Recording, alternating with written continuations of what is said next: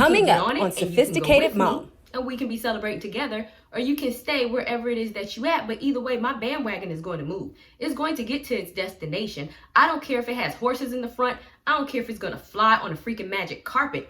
Understand that my calling is my calling, and that I have a God that is in heaven that is going to make it come to pass in whatever means necessary. I don't care if he's going to use that homeless man down the street. Whoever, whatever, however it comes to pass, I'm going to get what is mine simply because God said so. Dedication, preservation, take a look inside your salvation.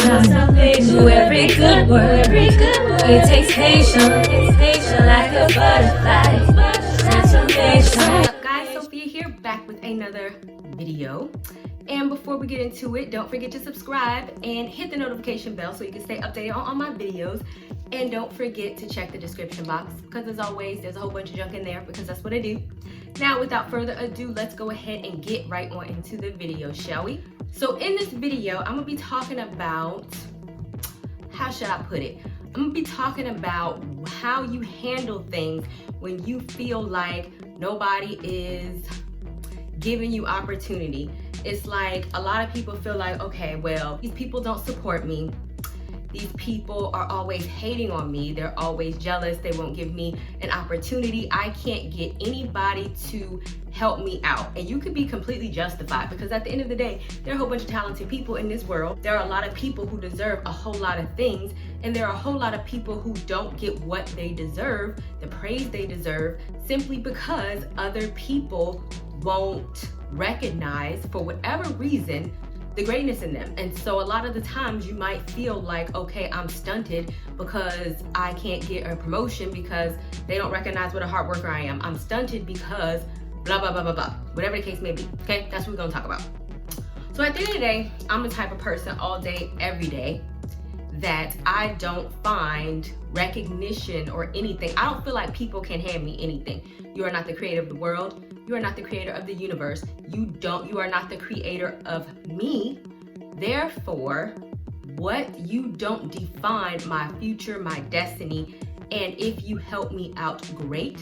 If you don't, I'm still going to get to where I need to be, with or without you. And if you don't want to support me, family, friends, stranger, associate, anybody, I don't care. It's like, okay, even if somebody says, oh, I'm gonna do X, Y, and Z, and they don't do it, instead of getting disappointed about it, realize that your calling, destiny, or whatever it is that you want does not rest in the word or the actions of other people. Does that make sense?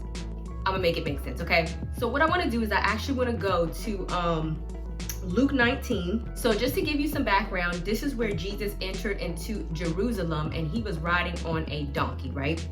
So then the people started praising and celebrating his name. Actually go to verse 40.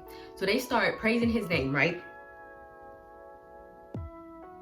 And so in verse 40 it says, Jesus replied, I tell you, if these people keep silent, the stones will cry out in praise.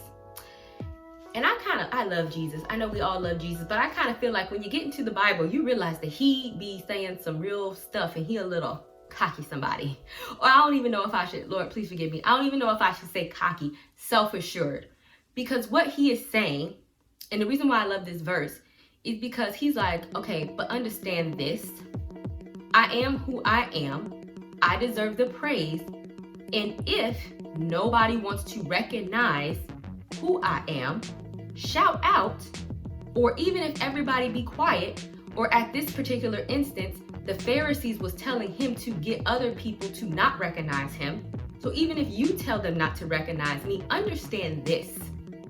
I have a Father who is in heaven, and he will make something as inanimate as a rock who is not living, has no soul, has no flesh, come to life and cry out in recognition of my glory. Now, what does that mean for you, right? What I'm saying is that a lot of people rest their hopes, dreams, and aspirations in what other people will or will not give them. And when they don't get what they want from other people, then they feel disappointed and they stop because they feel like, okay, I can't continue on, or I'm not getting what I'm supposed to have, or I'm not getting what's owed to me because this person won't. So what they want, they have free will. They can do whatever it is that they want to do, but you need to understand that, okay, if it is just, or if you are really entitled to what it is that you're asking for, and this could be a lot of things for many people, then God is going to make a way in order for you to get it.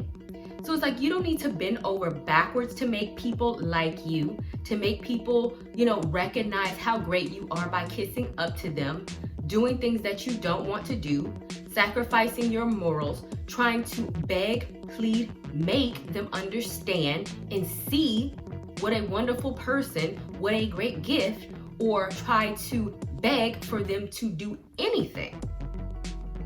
And it's not to say we shouldn't ask for help. Okay, if you want to ask or you want somebody to do, okay, fine. But when they don't do, move on and say, you know what? At the end of the day, this is my bandwagon. It's headed over here. You can get on it and you can go with me and we can be celebrating together, or you can stay wherever it is that you at. But either way, my bandwagon is going to move. It's going to get to its destination. I don't care if it has horses in the front. I don't care if it's going to fly on a freaking magic carpet. Understand that my calling is my calling, and that I have a God that is in heaven that is going to make it come to pass in whatever means necessary. And like Jesus, I don't care if he gonna use a rock. I don't care if he gonna use that homeless man down the street. I don't care if he gonna use some stranger walking up to me. Whoever, whatever, however it comes to pass, I'm going to get what is mine simply because God said so.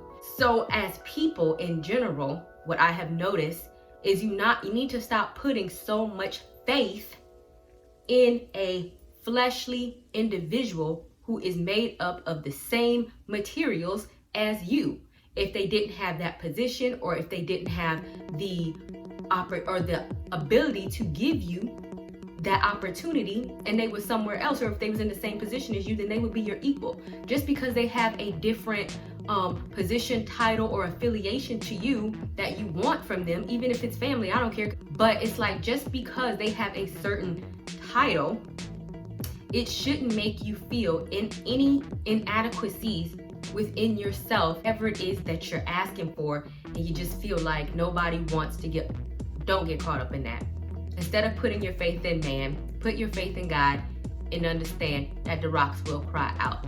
Something will happen. There will be a way. God will make a way, and however he can do it, and what's meant for you and what is yours will be yours, simply because God spoke it into existence. And so that's just the word that I want to kind of put out there today, because I have noticed that in a lot of people that I have spoken to, where they definitely feel stunted or held back because of outside circumstances that they can't control. We can't control everybody, but just put your faith in where it belongs, if that makes sense. All right, guys, thank you guys so much for watching, and don't forget to subscribe, and I'll see you guys another day, another time.